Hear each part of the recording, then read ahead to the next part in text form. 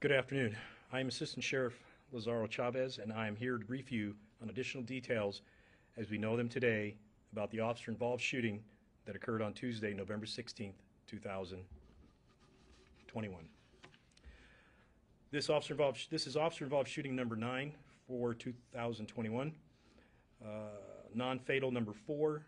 The same time last year, we were at OIS number 17 and non-fatal number 8.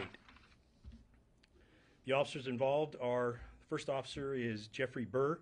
He's 34 years old and has been with LVMPD since 2009. In this incident, Officer Burr was armed with a Glock 17 9mm handgun equipped with a tactical light.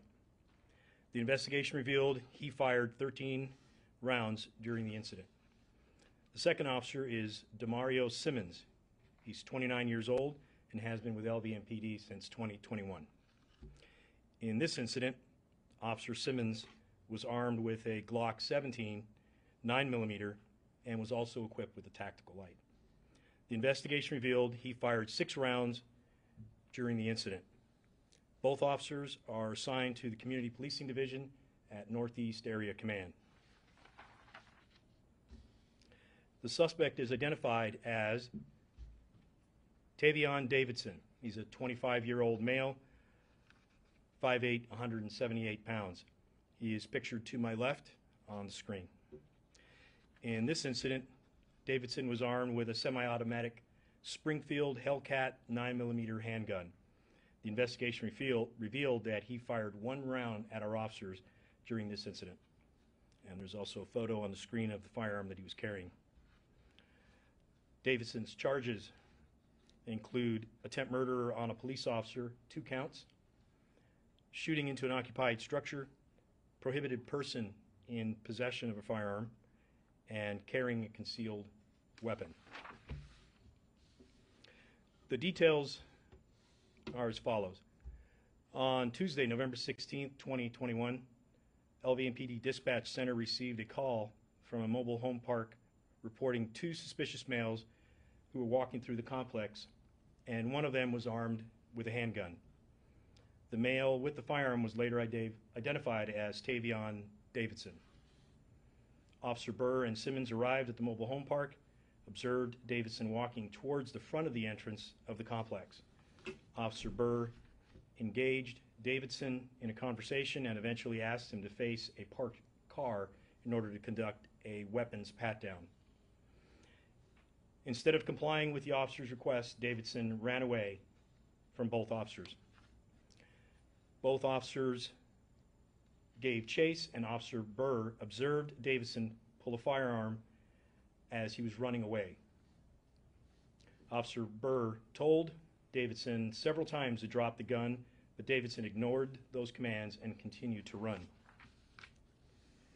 During the foot pursuit, Davidson stopped and turned towards Officer Burr and fired 1 round at him.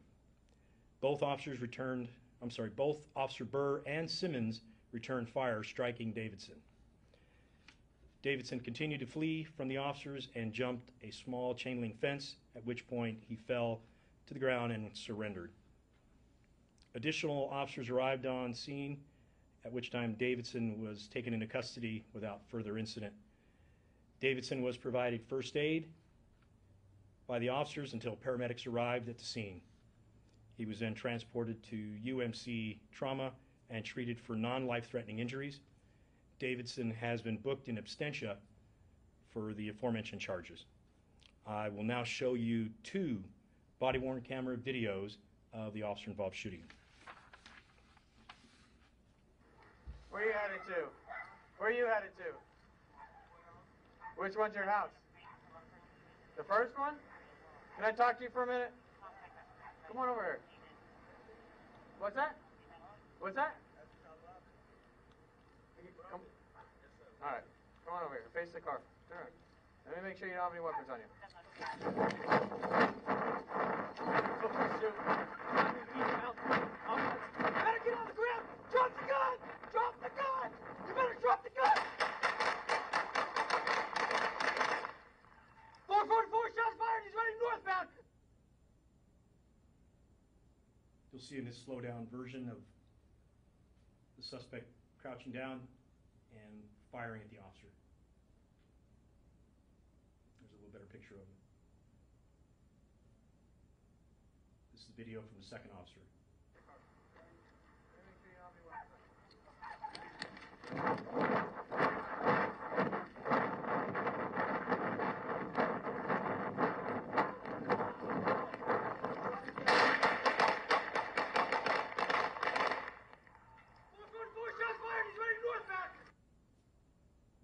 Again, this one you can see as the suspect runs away, he still has a firearm in his hand.